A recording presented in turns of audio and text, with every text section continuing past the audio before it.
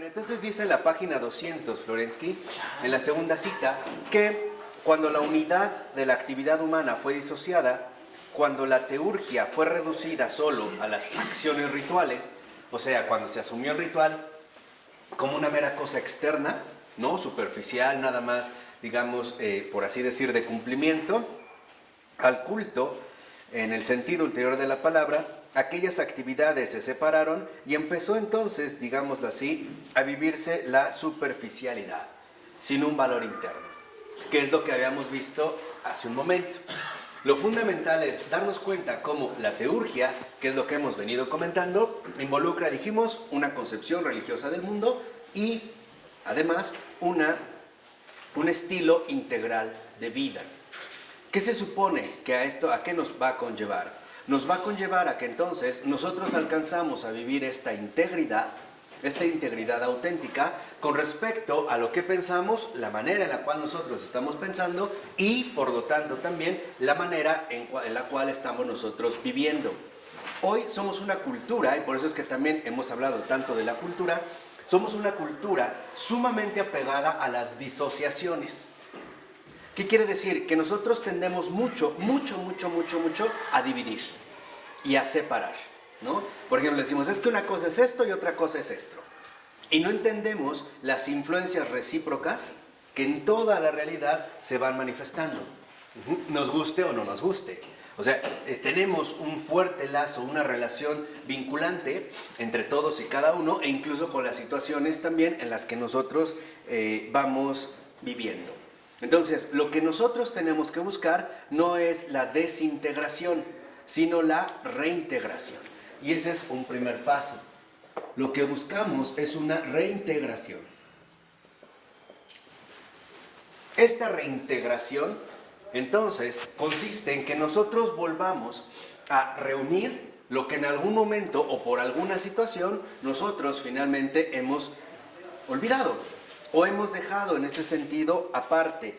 ¿Por qué? Porque lo que vemos es que no se trata de que asumamos una especie de actitud autónoma o de suponer que lo que vivo no tiene mayor repercusión. Yo lo que también les he comentado es que tenemos que ser muy consistentes y darnos cuenta que mi vida es un foco de repercusión para un montón de gente. Y no necesariamente va a ser la gente que yo conozco o que es más cercana a mí. La mayor parte de la gente en la que voy a repercutir es gente que ni conozco, que probablemente estaba yo en un café y el hecho de cómo yo le hablé al mesero y alguien me vio, yo ni siquiera lo vi, eso también es una influencia. Y ahí hay que estar muy al pendiente. ¿Por qué? Porque les he dicho, cada uno de nosotros es una fuente viva de transmisión que se va desarrollando, ¿no? De manera mutua. Entonces, aquí es cuando vemos que esta reintegración consiste en dar estos pasos siguientes. Primero, que no desgajemos teoría y práctica, ideas y vivencias. Acuérdense lo que les dije, ¿no? Cada acción de nosotros tiene como respaldo una cierta idea. O dicho de otra manera, la forma en la cual pensamos se va a manifestar en la forma en la cual vivimos.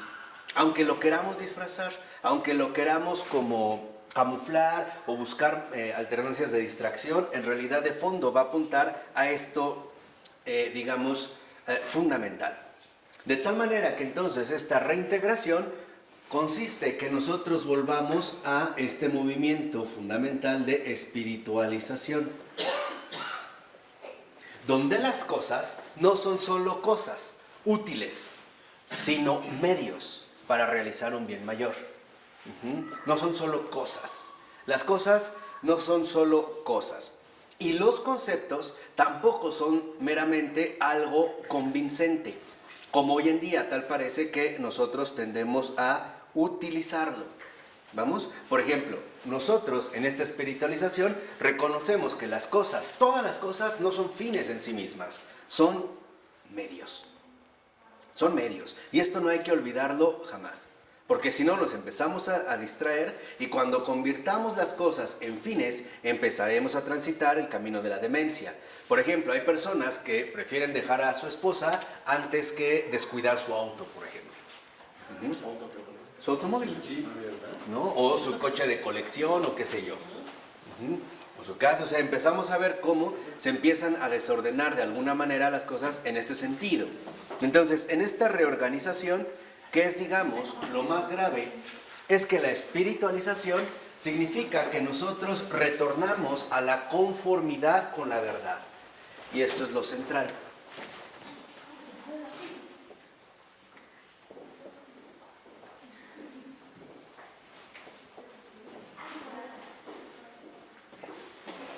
Y no seguir, digamos, en esta línea como algo, como dice Florensky en la 201, en los 3 últimos renglones de la primera cita, que todo se volvió semejante a la verdad. O sea, dejó de ser partícipe de la verdad, dejó de ser verdadero y en la verdad. ¿Qué quiere decir? Que en efecto, en este movimiento de disociación, todo empezó a volverse como si fuera verdad. Y empezamos a transitar cada vez más una cultura, sobre todo apegada a las apariencias, ¿no? O sea, te voy a hablar, por ejemplo, lo que te voy a decir es algo que te resulte convincente, nada más, para obtener ciertos propósitos egoístas o satisfacer, digamos, ciertas exigencias enteramente egoístas. Por ejemplo, te voy a hablar como si fueras la persona más especial del mundo para obtener lo que quiero de ti, ya sea sexualmente, físicamente, económicamente, lo que quieras. O al revés. Simplemente te voy a hablar, ¿no?, de manera convincente, sin que ello involucre de fondo esta conformidad con la verdad. Y este es el problema nuclear de nuestra cultura contemporánea. La no conformidad con la verdad. Nos conformamos con una mera apariencia de verdad, como si fuera verdadero, ¿no? Estoy contigo, en realidad no te amo, pero bueno, es como si te amara, ¿no? Te trato bien, te hablo bonito, tengo detalles, pero no hay un verdadero compromiso de reintegración. Entonces, ¿qué es lo que estamos llamados a recuperar? ¿Qué significaría conformidad con la verdad? Pues autenticidad. De tal manera que esta autenticidad se va a ver reflejada a su vez en estos dos elementos que comentamos. Primero, lo que digo es lo que es. Ya basta de responsabilidades verbales. Lo que digo es lo que es. Si yo te digo, te amo, es porque hay de por medio todo un mundo en esa frase. Cuando tú le dices a una persona, te amo, lo que le estás diciendo es, estoy dispuesto a dar mi vida por ti. Pero si te hace fácil decirle a una persona, te amo, y después ya andas con otra, tú estás destruyendo al mundo entero. ¿Por qué? Porque tú estás desvirtuando toda esta cultura, que se supone que es en la dinámica en la cual cada uno de nosotros está inserto. Esto es integridad. ¿Sí me explicó? Entonces, por ejemplo, Wittgenstein, o este filósofo que cito, que por cierto acaba de sacar un libro de él que está bueno, valdría la pena adquirirlo, caro, pero vale la pena. Son obras juntas, el volumen 2. Pero él decía, ante lo que no se puede decir, lo mejor es callar. O sea, tenemos aquí nosotros que tomarnos muy en serio el decir y el callar. Hay que darnos cuenta que las palabras pesan. Por eso les decía, cuando digamos sí, es sí.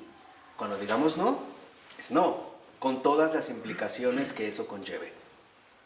Con todas, digamos, los riesgos que eso va a contraer, o las incomodidades, pérdidas y ganancias, pues, si lo quieren ver así, más sencillo. Pero mantener esta coherencia, o sea, esta autenticidad en 3 cosas. Autenticidad en pensamientos. La autenticidad del pensamiento que en efecto tiene claro cuál es su fundamento, o, por decirlo así, su base y su propósito, su principio y su fin, su alfa y omega. Ahora, ¿qué nos dijo Jesús? Yo soy el alfa y la omega. Entonces, desde ahí tenemos que tener claro, por ejemplo, ¿no?, cómo es nuestra dinámica ordinaria de reintegración. Autenticidad en lenguaje. Lo que digo realmente expresa un compromiso profundo en mí, o se me hace fácil hablar a la ligera. Comprometerme con causas que no comparto, muchas veces por quedar bien o por el qué dirán, como decía el santo cura de Ars, por el maldito respeto humano. No, que nuestras palabras, y esto es fundamental, no sean meras palabrerías, huecas, sonidos, ¿no? Como hojas secas que solo hacen ruido. No, que lo que digamos es algo de lo cual estamos enteramente convencidos. Así sea lo más mínimo. No sé si me explico. Esto de verdad es bien importante porque hoy se nos hace muy fácil hablar y hablar y hablar. Y la lengua es una responsabilidad. Nada más pónganse a pensar algo tan fundamental. No es una mera casualidad que al comulgar lo primero que toca Jesús es la lengua. Lo primero que toca en nosotros es la lengua. Esto ya tendría mucho significado como para reflexionar al respecto. Y por lo tanto también autenticidad en obras. Ahora, esta autenticidad en obras quiere decir que entonces yo voy a manifestar una integridad. Voy a hacer transparencia, voy a ser transparente. O, como Jesús decía, hombre de una sola pieza, israelita de una pieza, sin dobleces, sin dobles intenciones, sin motivos profundos ocultos, perversos, torcidos o desviados. Porque estas obras, a su vez, se van a catalogar en dos bases. Obras visibles, pero también las obras invisibles. ¿Dónde están las obras invisibles? ¿Qué pienso de los demás? ¿Qué hablo cuando nadie me escucha? ¿En qué consisten estos monólogos interiores cuando hablo de alguien o de algo o de una situación? ¿Cuál es mi apreciación? ¿Cuáles son mis convicciones profundas? ¿Cuáles son los motivos que realmente me mueven a la acción? Etcétera, etcétera, etcétera. Por eso es que lo primero, digamos, en lo que hay que trabajar es justamente en la lengua. ¿Por qué? Porque la lengua no es más que el último, digamos, es la frontera última, donde se pone al descubierto lo que nuestro corazón contiene. Y el Señor lo dijo, ¿no? La boca habla de lo que está lleno el corazón. Entonces, es muy importante que nosotros conservemos esta autenticidad, que es, digamos, la denuncia fundamental de Florensky a la cultura. Dice, hoy somos semejantes a la verdad, ya no idénticos a la verdad. Fíjense, es tan importante para Florensky que el ser idéntico a la verdad es ser homoousios, o sea, en el sentido del credo niceno, tan defendido de manera extraordinaria por San Atanasio, ¿no? O sea, homoousios es de la misma naturaleza que el Padre, idéntico al Padre, uno con el Padre. Hoy lo que está diciendo Florensky es que nosotros no somos homoousios, somos homoiousios. O sea, semejantes a, pero no idénticos. Vamos, lo voy a decir de una vez. Hoy para Florensky, la tendencia fundamental es que somos unos verdaderos herejes. Porque esa es la herejía que combatió San Atanasio. Cuando Atanasio, ¿no?, menciona, que es en lo que ha insistido Florensky, para que vean el impacto que él le reconoce, este homoousios, esta identicidad, este ser idéntico, uno con el Padre, ser uno, esa es la autenticidad, ser uno con la verdad, esa es la autenticidad, ser uno con la verdad en lo visible y en lo invisible, en lo interior y en lo exterior, en lo cercano y en lo lejano, en mis pensamientos, en mi sentir, en mi afectividad, en mi vivir, en todo. Entonces yo vivo la ortodoxia. ¿Y qué era justamente la herejía? ¿Qué es lo que decía, por ejemplo, la herejía arriana contra la que Atanasio se enfrentó? Lo que decía, por ejemplo, es que Jesús no era idéntico al Padre, era semejante, casi igual, pero no era lo mismo. Y ahí vino precisamente una tremenda herejía. Perdón, me confundí. Dime. ¿Quién decía eso? ¿Atanasio? No, arriano. Arrio. O sea, los arrianos, ¿no? Ajá. Lo que van a defender es que Jesús no es idéntico al Padre. Es casi igual, casi. Pero ese casi, finalmente, ¿contra qué atenta? A ver, díganme. Contra la verdad, la unidad. Contra la unidad. Esa es la herejía. Miren, toda herejía atenta contra la unidad. Y desde ahí vemos ya de dónde viene. El mal espíritu es división. Es justamente lo que promueve el mal espíritu, es lo que se divide, lo que separa. En cambio, el buen espíritu hace justo lo que Lo contrario, une. Entonces, hoy lo que hemos roto es que esta reintegración, ¿a qué nos va a reintegrar? A la unidad. Por eso les insistía que nos es tan complicado hoy en día fomentar y lograr la auténtica comunidad. Porque este casi, como la verdad, casi idéntico, semejante a, lo que hace es fomentar la división.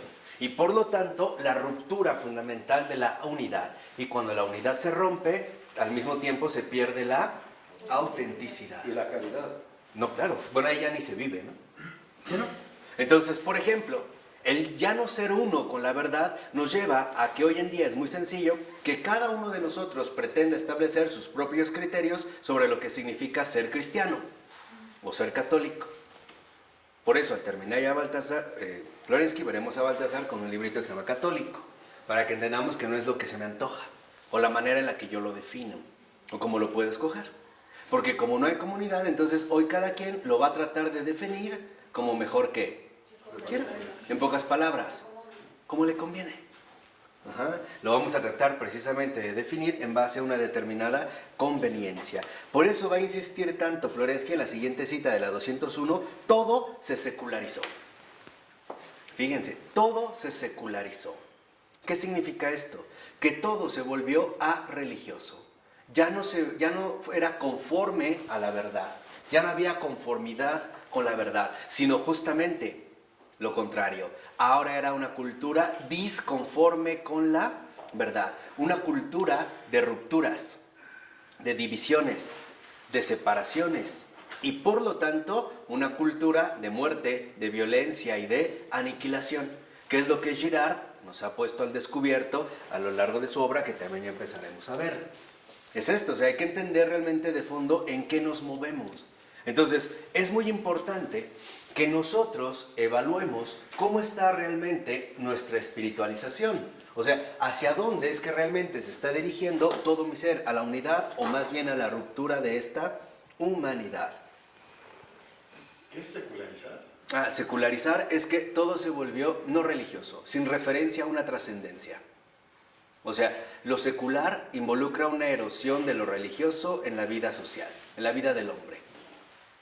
Por ejemplo, un secular es que se utiliza la palabra secular para hablar del tiempo, ¿no? Que sería como el sentido profundo. Entonces, para un hombre secular, todo es puro tiempo.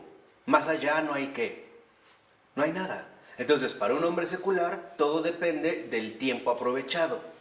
Bebe, come, diviértete, ríete. Primero, más vale pedir perdón que pedir permiso, etc. Eso es un hombre secular. Vivimos una sola vez. Vivimos solo una vez, esta vida hay que aprovecharla y la vida es un carnaval y no sé qué tanto. No, pues hasta lo canta, ¿no? Y se baila y todo feliz, ahora o nunca. Y antes de que se lo coman los gusanos y no sé qué tanto y esto. O sea, darle vuelo a la hilacha. No, pues estuvimos aquí. Bueno, ese es un hombre secular. Pero esto va a tener, ante todo, implicaciones fuertemente sociales, porque la secularización es un fenómeno sociológico. O sea, es la erosión de la trascendencia en la vida humana. No hay más allá, no hay Dios. ¿No? Todo va a depender precisamente de aquí, ¿no? De aquí y ahora, de este momento en particular en el que vivimos. Por eso dice Florensky ahí mismo, así nació la civilización humanitaria de Europa Occidental. Y se produjo la descomposición, la disolución y casi la muerte de la cultura humana. ¿Por qué? Porque en efecto, cuando no impera la unidad, ¿qué es lo que termina imperando? La división. ¿Y a qué conlleva la división? Al infierno. Al infierno.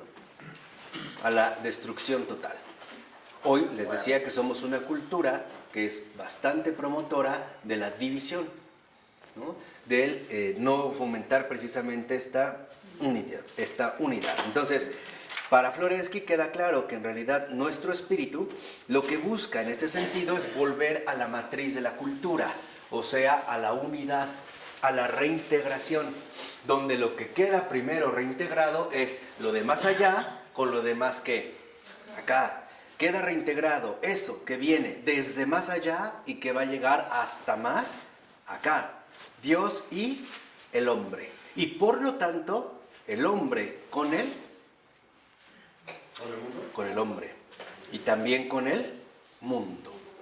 Entonces, aquí lo que vemos es que en efecto, en esta unidad se busca recuperar, digamos, la estructura fundamental de la conformidad con la verdad. Dios, hombre, mundo. Donde se logra finalmente no alcanzar una actitud verdaderamente adecuada. Por ello va a decir entonces finalmente Florensky que lo que nos queda en este sentido es el culto. Entonces, el culto no solo significa participación temporal en una celebración litúrgica. ¿Qué es realmente el culto? Lo definía de manera extraordinaria San Ireneo de León. ¿Qué es el culto? Es el hombre que vive, porque esa es la gloria de Dios. Ahora, el hombre que vive, pero que vive, se entiende por vida, el que realmente ha alcanzado conformidad ¿con qué? Con la verdad. Ese es el culto. Entonces, ahora entendemos por qué Jesús decía que el Padre ahora quiere adoradores en espíritu y en verdad. O sea, que todo sea realmente algo comprometido, algo asimilado, algo por lo cual mis pensamientos son tan genuinos, con autenticidad, que incluso estoy dispuestos a morir por ello. Esto es ser frío o caliente, no tibio. Sean que sean, o sea, evaluar realmente, ¿no?, cuáles son las convicciones más profundas, ¿no?, que definen en este sentido mis acciones más ordinarias. Entonces, lo que nos está mostrando en este sentido Florensky es algo muy fundamental. La unidad es precisamente el culto. ¿Y dónde se va a manifestar este culto? Pues en la cultura. Ahora es al revés. Primero vimos el movimiento, ¿no?, que describe la cultura, y ahora lo que hace es nos da otra parte, decir, es que en realidad la cultura no es más que el culto conforme a la verdad. Esa es una auténtica ¿qué? Cultura. Y esta cultura comenzará, por ejemplo, desde nuestra situación personal más inmediata. Primero, hay que ser auténticos con uno mismo, no engañarse jamás. Dos, ser auténticos en nuestra relación con los ¿qué? Con los demás. Y ante todo, ser auténticos, o sea, transparentes, genuinos, sinceros, íntegros en nuestra relación con Dios mismo. ¿Vamos? Entonces, veríamos que se trata precisamente de una cultura de la autenticidad. Lo que buscamos es recuperar esta integridad profunda de la vida, o sea, la realización finalmente de la cultura. Por ello va a sostener en este sentido Florensky que lo fundamental es, digamos, no promover la aniquilación de la unidad. Esto sería cultura. De ninguna manera promover la aniquilación de la unidad, sino por el contrario, promover la aparición justamente de la unidad. ¿Y en dónde se lleva a cabo? En esta cultura. Y esta cultura, aquí sí, precisamente, a través de la realización profunda de la vocación del hombre.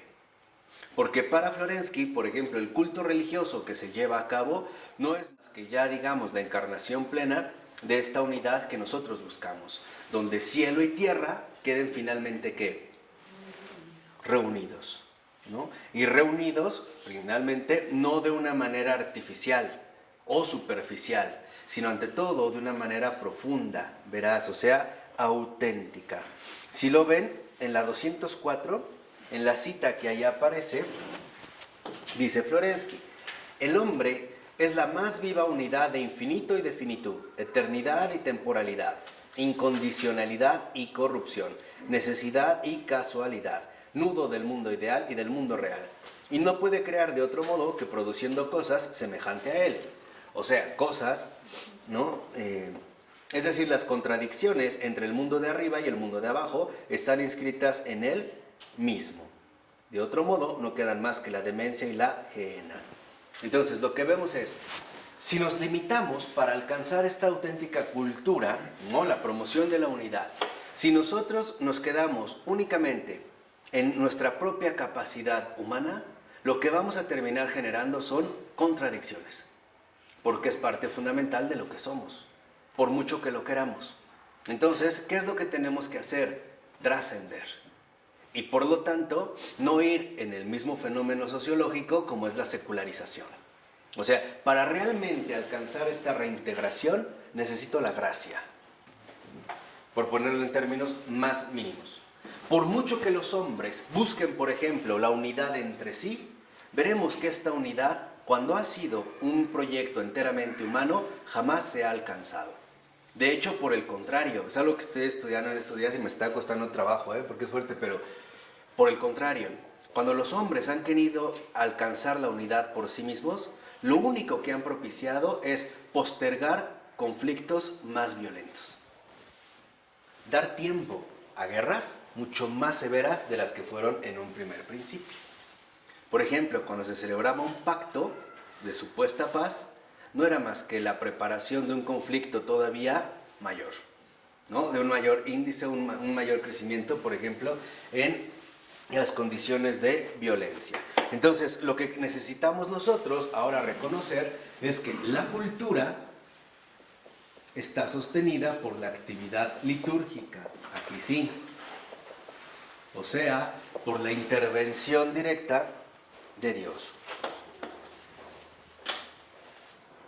Por eso dice ahí mismo, la actividad litúrgica es central, como núcleo central de las demás actividades. Es la actividad que expresa directamente al hombre en el conjunto y en la integridad de su ser, la actividad humana por excelencia, porque el hombre es homo liturgus. O sea, ¿qué quiere decir esto? Que en efecto, sin una relación auténtica con Dios a través de la actividad litúrgica, no hay nada.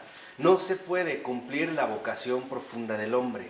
¿Por qué? Porque esta vocación no es algo que uno establece, es algo que de hecho nos ha sido dado. O sea, nuestra misión de vida, nuestro propósito de existencia. Y lo único que podemos hacer es tratar de corresponder a este proyecto original, ¿no? A este designio inicial. Como cuando el Señor toma, por ejemplo, la iniciativa y le dice, no sé, Adán, ¿dónde estás? Bueno, Señor, aquí estoy, ¿no? Él busca, ya está dado. A mí me va a tocar en ese sentido precisamente corresponder. Y este es el propósito de la religión. ¿Qué es lo que busca la religión?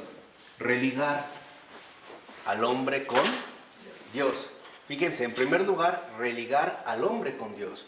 Porque es el hombre el que se ha desligado de Dios, no Dios del hombre. Por decirlo así, Dios jamás ha renegado de su criatura. La criatura sí ha renegado de su creador. Entonces necesitaríamos nosotros precisamente esta ayuda para alcanzar nuevamente esta unificación.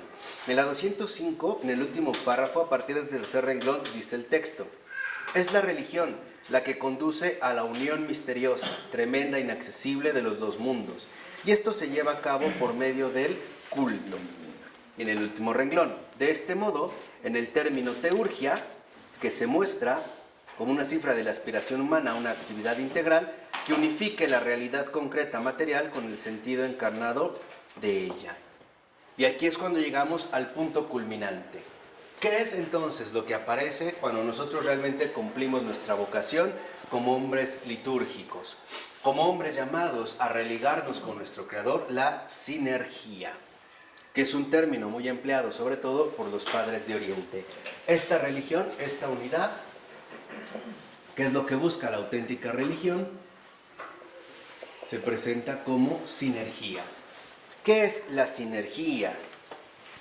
Es finalmente, ¿no?, la cooperación de la gracia divina y de la acción humana. Esa es la sinergia. La correspondencia de la gracia divina con la acción humana. Cuando esto se lleva a cabo, entonces lo que vemos es precisamente la realización del sacramento.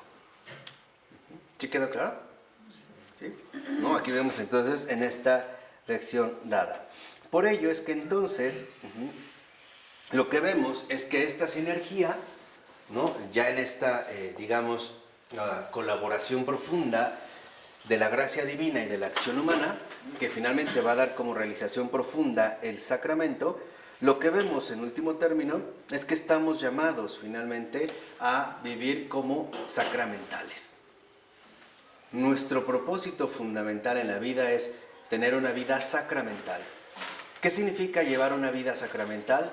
manifestar la unión de los dos mundos, ¿no? Aquí, en mi realidad humana, hay algo más, la gracia divina.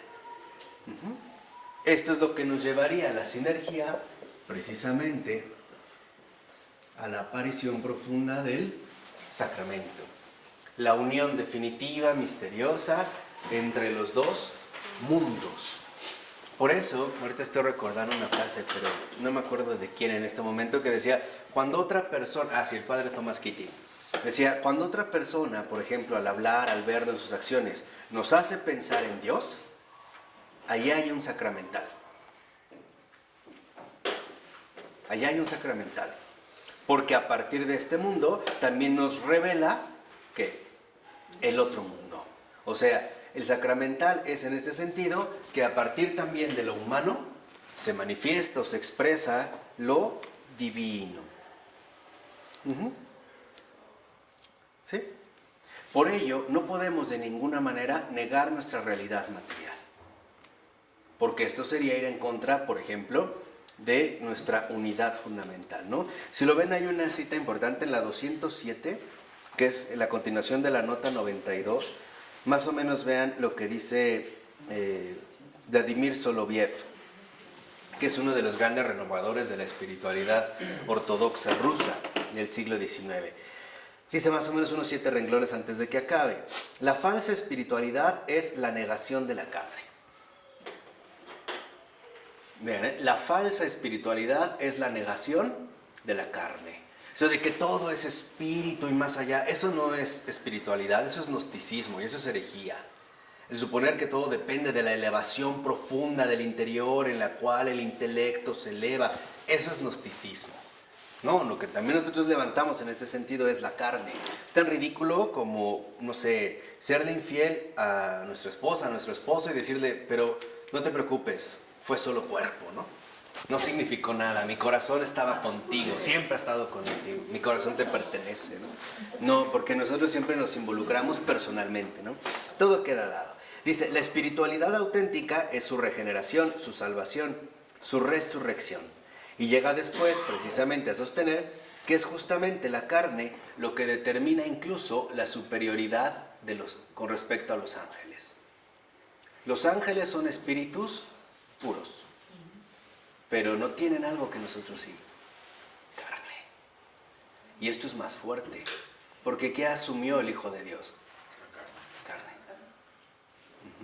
Y aquí es donde vemos, digamos, en esta superioridad, de tal manera que entonces lo que vemos es que lo que se busca es que este sacramento sea un sacramento carnal, o sea, asumido en carne propia, asimilado en carne propia.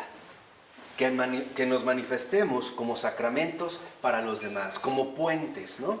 Como vínculos fundamentales entre la tierra y el cielo, por un modo de pensar, por un modo de hablar, por un modo de obrar, o sea, finalmente por nuestra auténtica autenticidad, o sea, en síntesis, por la comunión que realmente tengamos con Dios, si es que la tenemos. Adán y Eva tenían carne, porque esa es nuestra esencia humana. Tan es así que cuando Adán ve por primera vez a Eva, lo primero que dice es, esta sí es carne de mi carne y huesos de mis huesos. O sea, la carne es la particularidad fundamental de nosotros como humanos. Que yo les dije que es un abuso de lenguaje hablar de carne de puerco, de pollo, de pescado. Basta con decir pescado, pollo, res, se acabó, ¿no? Segunda, la carne que ellos viven es una carne no herida por la muerte. Su realidad carnal es distinta. Nuestra carne ya está herida por la muerte.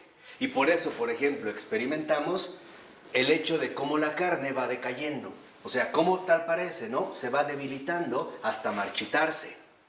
Esa es la diferencia con ellos. Ellos no tenían este tipo de muerte como una consecuencia del pecado, aunque sí tenían una finitud. No son eternos porque no son dioses. Pero no es, digamos, la misma noción de muerte que nosotros hoy tenemos. En ese sentido es muy complicado. Entonces, la carne es aquello que representa nuestra realidad fundamental. Entonces, esto es lo que habíamos mencionado. ¿Dónde queda la carne? en que el sacramento se haga algo carnal, o sea, una experiencia en carne propia. Es de hecho el núcleo fundamental del cristianismo, si lo entendemos desde acá. ¿Qué es el cristianismo? Acontecimiento radical de encarnación. Por eso Dios, al encarnarse, siendo Dios, se hace también verdadero ¿qué? Hombre. Entonces, si nosotros dejamos que en realidad la gracia se encarne, ¿en qué terminaremos transformándonos? En carne de Cristo. ¿Y cuál es la carne de Cristo? ¿No es la iglesia? Es eso. Al 100%. Es su cuerpo, ¿no? Por eso se habla del cuerpo de ¿qué? De Cristo. Por eso les decía que no crean que es algo como tan sencillo como hoy lo tomamos. ¿Cómo iba a llegar a la finitud con una carne perfecta, no? Algunos místicos o santos han visto que en ese estado, digamos, paradisiaco, lo que es un hecho es que no es una finitud como nosotros la entendemos, atravesando, por ejemplo, decadencia o dolor o angustia. Era simplemente como aceptar a la luz de la verdad mi realidad limitada. Por decirlo más como un sueño, que no involucra agonía o miedo, no hay ello. Porque no está, digamos, todavía el error ahí. Es como la luz de la verdad, ¿no? O sea, la criatura acepta que esa criatura es finita, ¿no? Y que no compite precisamente con su creador. Sería una experiencia totalmente diferente a la que hoy en día cada uno de nosotros vive. Entonces, hoy lo que necesitamos, les decía, es una reintegración. O sea, reorientarnos nuevamente, de manera constante, a esta realidad sacramental. Cada uno de nosotros está llamado a adquirir esta dimensión sacramental, una transfiguración, una espiritualización profunda, que también va a adquirir o va a tomar peso a partir de toda nuestra realidad carnal. Acuérdense, cuando decimos carne no estamos hablando del cuerpo, como esta parte objetiva nada más de nuestro ser externa. Estamos hablando de nuestra esencia. Hablar de la esencia humana y hablar de la carne es exactamente lo mismo, ¿no? Hablar de nuestra carne. Entonces, si seguimos precisamente por acá, lo que vemos es que se trata de que este sacramento carnal, esta encarnación de la gracia, esta experiencia en carne propia, constituya justamente la experiencia creyente auténtica.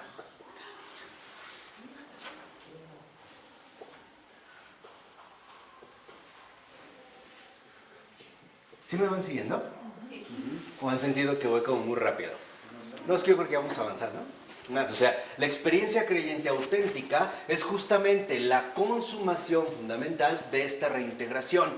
¿Por qué? Porque hoy en día nosotros, por una especie de manía de psicologismo, solemos considerar que creer solo se limita a eso. O sea, que creer es tener una cierta convicción intelectual o una preferencia psicológica por algo en lugar de otra cosa. ¿Cierto o no? O sea, en pocas palabras, hemos limitado la creencia a lo psicológico. Creer es las posturas psicológicas o ideas que tienes acerca de una cosa. No, lo que tenemos que recordar es que la experiencia creyente es la encarnación auténtica de la gracia. Eso es creer. Creer y encarnar es exactamente ¿qué? Lo mismo. Van en ese sentido de ¿qué? El ejemplo perfecto, María. María cree y concibe, encarna. Por eso María es la mera jefa de jefas de todos y de todas. Porque ella es la experiencia creyente auténtica, jamás igualada. María cree, acuérdense, hágase en mí, según ¿qué? Tu palabra. ¿Y qué pasó? Sí, inmediato. Se encarna, rápido. Entonces, este es, digamos, ¿no?, el camino que nosotros debemos transitar. Por eso es que María es la gran maestra de la fe.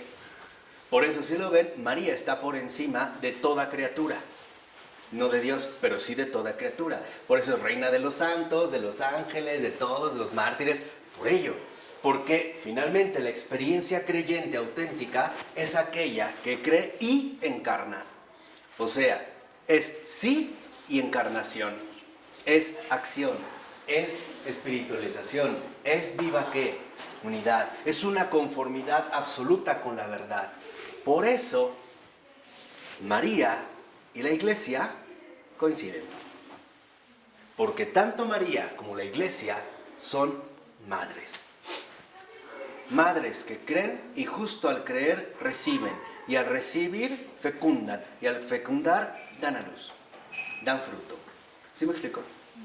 Entonces, lo que realmente, y esto es lo fundamental, es que nosotros estemos al pendientes de lo siguiente. Primero, ¿lo que creo es lo que vivo? ¿O se quedó en la superficialidad psicológica? ¿Es realmente lo que conforma mi experiencia más íntima de vida o no?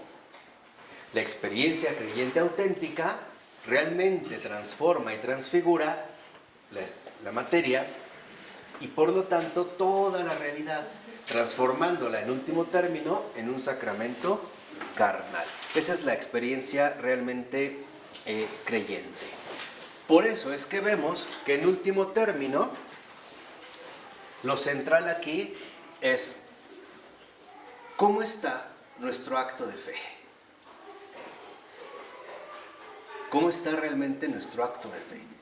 Porque esta experiencia creyente auténtica, en efecto, se traduce en un acto de fe. Y algo es un hecho. Todos somos hombres de poca fe. Todos. Y el Señor lo dijo claramente. Hombres de poca fe. Por eso ahora, como lo hiciera ver Nicolai Steinhardt, la clave está en recuperar esta frase evangélica muy hermosa. Creo, aumenta mi fe. Esa es la clave fundamental de estos tiempos. Creo, aumenta mi fe. Fíjense, creo, es decir, estoy receptivo, estoy abierto. Aumenta mi fe es, da más. Date más a mí. Date más a mí. Que yo te reciba todavía que más. Porque hoy en día, justo porque no entendemos bien la experiencia creyente auténtica, suponemos, por ejemplo, que hay que pedir a Dios. Sí, pero lo primero que tenemos que pedir es aprender a recibir. Si no, de nada sirve. Es como si me dieran algo con la mano abierta, ¿no? Mira, te tengo esta sorpresa. Entonces, yo la tengo aquí, pero no la agarro. Entonces, un movimiento y la tiro. No, lo que tenemos que hacer es siempre aferrar el don, encarnarlo, asumirlo, realmente absorberlo, manifestarlo. Por ello, no es casual que en efecto, durante muchos siglos se consideró que la oración, o sea, la lectio divina, era la encarnación de la palabra en mi propia vida. Hacer de la escritura mi propia ¿qué? Vida. Mira, todo auténtico cristiano tiene una palabra que en particular le dirige. Por ejemplo, hay cristianos que les han movido, ve y vende todo lo que tienes, dáselo a los pobres y luego ven y sígueme. Para Agustín fue, basta de borracheras, de comilonas, de bla, bla, bla, bla. Cada uno de nosotros tiene esa palabra. Esa palabra es como la puerta que nos abre toda la escritura. Y por lo tanto también es como la puerta en la cual nosotros vamos a ingresar a través de la experiencia creyente auténtica a nuestro primordial acto de ¿qué? De fe. Y el acto de fe consiste en darle la primacía al Señor. ¿Qué significa? Que un acto de fe consiste en aceptar que Dios es más grande que yo. Les puede parecer una verdadera tontería, pero es de lo más difícil de alcanzar de manera profunda. Es conceder que realmente Dios es más grande que yo. Primer paso. Pero no más que esto, que Dios domina todo. Claro, o sea, que para empezar que Dios es más grande que yo. Ahí está la cosmovisión religiosa del mundo, que es lo que les decía, que realmente Dios es Dios. No es mi idea, no es esto, que Dios es Dios. Entonces, a lo mejor no es tanto que estás aumentando tu fe, a lo mejor estás aumentando la capacidad que tienes de, ¿cómo te diré? Como de utilizar la voluntad. Ajá, como de tu propia fuerza personal. O sea, como tanto como decir hasta dónde soy capaz. Cuando el Señor dice es que a veces no saben pedir o no saben lo que piden, es porque lo primero que tenemos que pedir es disponibilidad. Ese es el acto de fe. Mira, la disponibilidad es estar dispuesto a todo lo que Dios quiera y como Él lo quiera. ¿Cómo empiezas? ¿Cómo empiezas? Reconociendo, en primer lugar, lo que te decía, que Él es más grande que yo. Ese es el primer paso, o sea, saber que en este sentido Dios es perfecto. De ninguna manera Él se equivoca, que es sabio, que es bueno. Aquí sí entendemos que es omnipotente, que domina sobre todo y que todo siempre lo va dirigiendo a un buen fin. Porque en último término, Dios es ¿qué? Amor. Amor. Por eso lo dice San Juan, Dios es amor. Entonces ver que no es un déspota salvaje que trata de hacer las cosas por meros caprichos. No, es una sabiduría inabarcable. Entonces, ¿qué es el acto de fe? Fíjate, es superar las barreras superficiales del psicologismo para entender que el acto de fe es disponibilidad. ¿No nos lo enseñó la muy santa Madre de Dios? He aquí la esclava del Señor. ¿Qué hace una esclava? La voluntad de su amo. ¿El esclavo tiene iniciativa propia? No. Recibe órdenes. Nada más. Aquí tenemos el otro paso fundamental. El esclavo recibe órdenes. Hoy somos una cultura que no le gusta que la manden. ¿Por qué? Porque hemos perdido la base fundamental de la disponibilidad. A su vez, la disponibilidad estará basada en la obediencia. Ese es acto de fe. Hoy no nos gusta que nos manden, bueno, ni los niños. ¿Y qué es eso? ¿Qué será? ¿Qué es falta de...? Es parte de nuestra cultura, que se inventó un concepto como el de autonomía, porque es una invención moderna, para hacernos suponer que somos autosuficientes, autogobernables y que no necesitamos ni de nada ni de nadie. Ese es uno de los peores engaños modernos que más consecuencias nefastas ha traído consigo. Y a su vez encontramos la raíz, porque la obediencia no viene sola, la obediencia es hija de la humildad. Por eso sin humildad no hay nada. Yo estoy hablando de esto con respecto a Dios, a Él. Claro que entre los hombres hoy vivimos una cultura que no fomenta esta misma actividad. Hablando con Él, lo que quiero que comprendan es que con Dios uno no puede hacer preparativos. O pensar que se equivoca. O planear el futuro. No hay posibilidad. Con Dios es, No puede. toma esto, deja esto y avanza. Aquí ya. Detente, avanza, detente más, Arrepiente. toma esto, deja aquello, vuélvela a tomar. A ver, regrésate, arrepiéntate, vas para acá, ahora avanza, ahora da. O sea, con Dios las cosas no son lineales. ¿Por qué? Porque Dios no es un programa. Dios es un acontecimiento. Vamos a decirlo así, Dios no es cálculo, Dios es salvación. Y la salvación hace estallar cualquier cálculo de probabilidad. Aquí sí no hay que cálculo infinitesimal para ver las propiedades del infinito.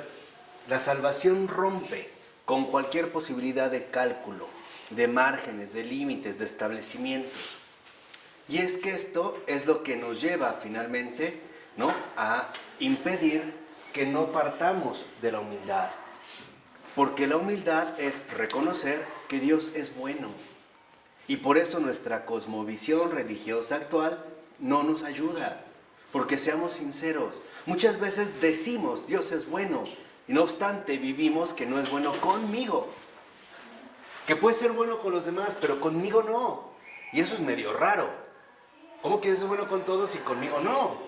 Es que a mí me ha dado enfermedad, o me ha dado esto, me ha quitado, o qué sé yo. Y entonces empezamos a distorsionar las cosas de manera propia. Y allí es cuando entra nuestra responsabilidad.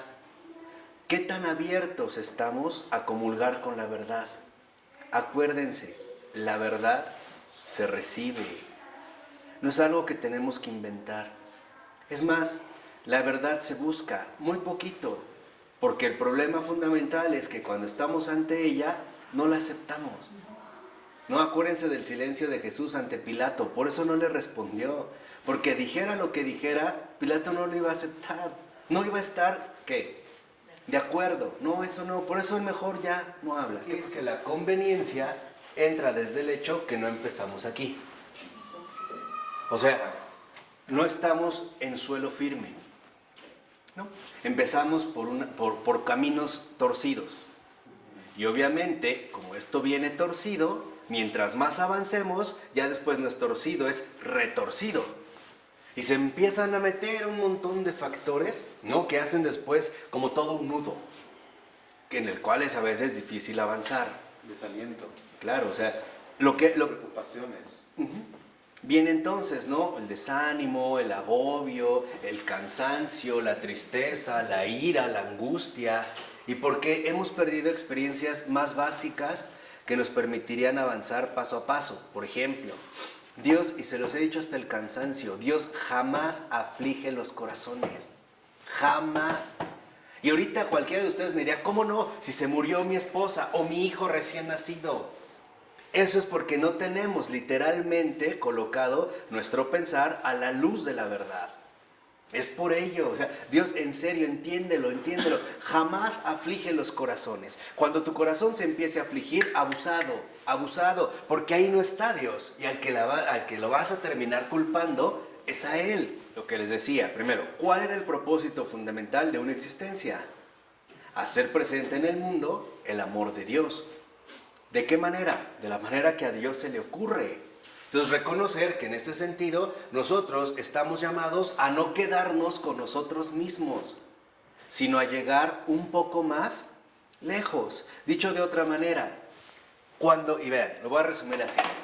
Si una persona en su vida no logra hacernos ver a Dios, cuando esa persona muera, nos vamos a quedar muy apegada a ella, ¿o no? En cambio, cuando una persona nos logró hacer ver a Dios, de una o de otra manera, por su forma de ser, de hablar, de pensar, de actuar, etc., lo que vamos a decir es que, Lo deja así. exactamente, lo deja así porque es libre. ¿Estás bien? Claro, vamos, qué buena persona, ¿no? Bendito sea Dios que nos da a alguien así. Claro, me duele, pero al mismo tiempo estoy, ¿qué? Tranquilo. Agradecido. Alegre. Dios jamás aflige los corazones.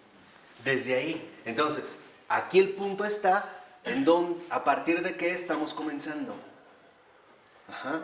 Cuando realmente una persona cumple su misión, lo dejas ir bien fácil, porque tu corazón se vuelve una alabanza de gratitud al Creador, porque ahí empezaste. Señor, decirle, gracias por darnos un hombre, una mujer tan especial que nos ayudó a tanto. Entonces la atención ya no se queda en esta persona, el corazón se dirige directo ¿a quién? A Dios. Y seamos sinceros, cuando atravesamos una pérdida muy fuerte y no la superamos y nos duele mucho, el motivo es uno. No tenemos disponibilidad para renunciar a nuestros propios apegos, a mis malas percepciones. Y esto es literalmente lo que nos destruye. Justo lo que el Señor, de lo que el Señor nos quiere salvar, es de lo contrario a la conformidad con la verdad. Toda aflicción, toda tristeza no es más que la mierda del diablo. Así de sencillo, no hay por qué darle vuelta. Eso es lo que él avienta. Y aparte tiene diarrea. Es en serio, salpica, en serio. No, de verdad. Entonces nosotros no podemos, en ese sentido, como que irse manejando de manera ingenua o a la ligera. Tenemos que entender bien dónde estamos colocados desde el principio y cuál es la finalidad, ¿no?, que estamos tratando de alcanzar o de obtener. ¿Qué pasa? Aquí está el primer paso. Por eso les decía que todo depende de la conformidad con la verdad. Fíjense, la humildad. La humildad es saber que Dios es el creador de todas las cosas y que por lo tanto, lo intuyó muy bien Ale, que es muy intuitiva. Entonces, todo es suyo. Todo es suyo. Todo. Todo es suyo. Todo. Y esto no es fácil de asimilar, ¿eh? En serio, de verdad que no es fácil. No crean que es algo, ay, sí, que genial, ya. No es cierto. Porque nosotros tendemos, y esa es otra de las consecuencias graves del pecado, a apropiarnos lo que no es nuestro. Lo que nosotros siempre le queremos decir a Dios es, no, esto es mío. mío, esta es mi vida, mi cuerpo, esta es mi esposa, mi pareja, este es mi cabello, ¿por qué me dejas calvo? Etcétera, etcétera, etcétera. O sea, lo que queremos es justamente que arrebatar. Cuando el Señor nos dice, espérate, es tuyo, porque yo te lo doy. Pero no lo aceptas como regalo mío. No sé si me explico, Sí, claro. ¿no? Entonces, esto nos lleva a comprender que en efecto, si yo reconozco que todo es suyo, y todo es todo, o sea, yo también, entonces quiere decir que hay un objetivo más grande, dentro del cual esta creación precisamente se va moviendo. Por eso es importante siempre estar trabajando en el corazón a la luz de la humildad. ¿Cómo? Hay una forma muy simple. Estar repitiendo constantemente, sobre todo al momento de la consagración y de la comunión. En cuanto lo recibamos, decirle, Jesús, nada mío, todo tuyo. Nada de lo mío, solo lo tuyo. Porque al menos eso demuestra una disponibilidad, ¿sí o no? Sí, y a eso a Jesús le basta. O sea, algo que no hemos olvidado también es que para Jesús lo importante es la disponibilidad. Por eso la pusimos al principio, aunque ya vimos cuáles son sus raíces. Basta con que tengamos el menor deseo de que sea como Él quiere para que Él lo haga absolutamente ¿qué? Todo. Cuando dejamos que Él lo haga todo, quiere decir que entonces esto se va a ir realizando como yo espero, mejor, pero no me va a gustar, porque yo quiero que se haga exactamente como yo lo quiero. Y esto es normal en un ser humano. Sí, no hay por qué alarmarse. Eso es algo que también quiero que entiendan muy bien. Por eso dijimos que era una experiencia concreta, o sea, la sacramentalidad carnal. Y de esto uno va aprendiendo, porque hay una realidad que también olvidamos frecuentemente. Tenemos mucho tiempo para irnos desapegando de las cosas, de todo. Porque si no, la muerte se va a encargar de arrebatárnoslo todo de jalón, ¿no? Y ahí va a entrar la labor del tiempo. O sea, no olvidemos que somos seres temporales y que el tiempo en nosotros tiene un peso de eternidad. Necesitamos tiempo para alcanzar la eternidad y por eso es que se nos dio. Por eso es muy fundamental que nosotros nos demos cuenta y entendamos cuál es, digamos, este proceso de crecimiento, esta escuela fundamental que en efecto se llama ¿qué? Religión. Para eso van a la pastoral. No crean que van a aprenderse los versículos y a ver este libro y entonces damos esto. No, no es eso. La experiencia profunda de la pastoral es la experiencia profunda de la religión. O sea, la experiencia creyente auténtica que en último término nos ayuda a fortalecer, a crecer cada vez más nuestro acto de ¿qué? De fe. ¿Quién es un hombre de fe? ¿El que lo cree todo? No, el que lo acepta todo. Ese es un hombre de fe. Lo vemos en Abraham, ¿no? Vas a tener una descendencia, ok, nace Isaac, después dame a Isaac. ¿Y qué hace Abraham? Lo da. Ahora, ¿por qué lo da? ¿Porque es un campeón? ¿Un fuerte? No, porque Dios ya le había cumplido. ¿Sí o no? Porque acepta. Y ya tuvo un hijo. No es nada más una idea, ya tiene un hijo. Cosa que ya era imposible, Isaac. Si le dice a Abraham, dame a Isaac, Abraham, ¿qué dice? Eso es lo que quiero que entiendan. Dios jamás obra a ciegas con nosotros, ¿eh? Eso es una tentación protestante que podemos estudiar en Kierkegaard y en otros. Dios no va a ciegas. Dios cuando nos pide algo es porque previamente ya hemos recibido algo que nos puede ayudar a, ¿no? Por ejemplo, ¿de cuántas dificultades no nos ha sacado el Señor? Todas. ¿Por qué va a dejar de ser fiel? ¿Me explicó? O sea, siempre nos da bases concretas. No es empezar así de cero, a ciegas. Híjole, es que voy en una tormenta de arena donde no ve nada. No, para eso tienes memoria. Por eso es que nosotros vemos que entonces el acto de fe es disponibilidad. Y esta disponibilidad nos va a conducir finalmente al genuino acto de adoración. ¿Cuál es el genuino acto de adoración? La gratitud, porque Dios siempre alegra los corazones. Esta es la adoración. Adoración no es sumisión, con cara amargada y doblegada, es que eres el omnipotente y me quiero portar mal, pero tú me castigas, ¿no? No, es una idea totalmente falsa. Es experimentar en lo más íntimo qué bueno es el Señor. Y esto lo que hace es estallar precisamente el corazón. Ese es el dogma. Entonces, ¿qué es el dogma? La experiencia profunda de la realidad creyente. De ahí viene precisamente el acto de fe. Y eso es en lo que va a insistir Florensky precisamente, ¿no? Haciéndonos recordar, por ejemplo, que no podemos nosotros tratar de pensar el dogma como en una mera cuestión teórica, que no tiene nada que ver con mi vida. Por ejemplo, a partir de María, ¿no dimos el dogma de la Inmaculada Concepción? ¿O no? Eso es lo que tocamos. Y vemos precisamente, ¿no?, esta transmisión tan profunda que nos puede llevar a dar. Por eso lo que vemos aquí es cuando habla de Atanasio, es que estamos llamados a poder superar, como él, los límites del entendimiento. Porque nuestro entendimiento es autoproductor. ¿Qué significa esto? Lo vimos la vez pasada, que el entendimiento quiere que todo sea a su medida. La razón se abre a otra cosa más. Por eso cuando entendemos, queremos, por ejemplo, no solo entender, sino comprender, buscamos razones o no. Sí. Ir dando razones nos permite a nosotros entonces ir comprendiendo mejor las cosas. Sí. Por ejemplo, puedo comprender el por qué una persona atraviesa una enfermedad, aunque no entienda precisamente que tenga que ser de esa manera.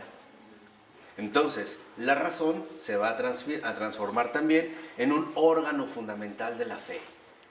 Por eso es que tenemos que crecer tanto intelectualmente como afectivamente, o sea, en términos realmente espirituales. Entonces vemos cómo esta conformidad con la verdad involucra la razón, sí, pero también el corazón, los dos. Nada de que es puro sentimiento, aunque no entiendo, o no siento nada, pero lo entiendo todo. No, es de una forma continua un crecimiento de esta manera mutua. De tal forma que entonces nosotros podamos acceder a la sabiduría divina. Esa es la sabiduría. La sabiduría es crecer más allá de los límites de mi propio entender o de mi propio sentir. Y eso es lo que se busca. Es ello precisamente a lo que nos vamos dirigiendo, ¿no?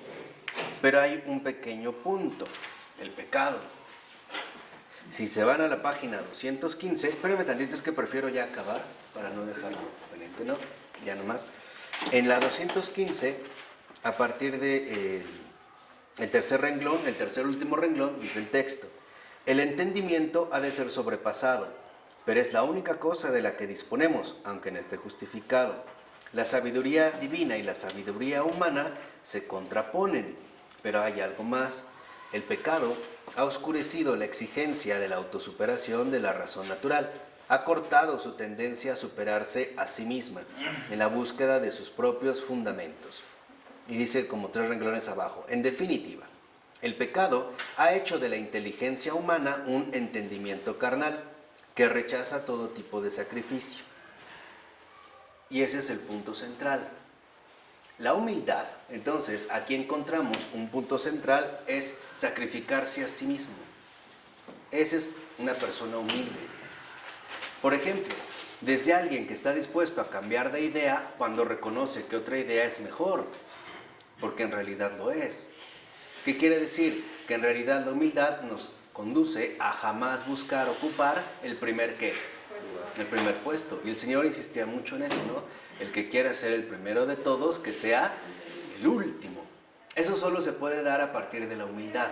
O sea, este deseo fundamental o esta disposición a sacrificarse a sí mismo. Entonces, justo porque hemos perdido esta inclinación hacia el sacrificio, es que no logramos sacralizar o no logramos alcanzar de manera sacramental toda nuestra verdadera autenticidad. E interrumpimos justamente la sinergia. Entonces, lo que nosotros buscamos en este sentido es recuperar nuevamente esta plenitud vital a la que hemos sido llamados. Esta sinergia, esta interacción profunda, aunque no por ello menos problemática, de la gracia divina y la realidad humana. ¿De acuerdo? ¿Alguna duda? ¿Alguna pregunta? Ya están abatidos, quedan ya como gastados. Vamos a dejarles. En nombre del Padre, del Hijo y del Espíritu Santo. Amén.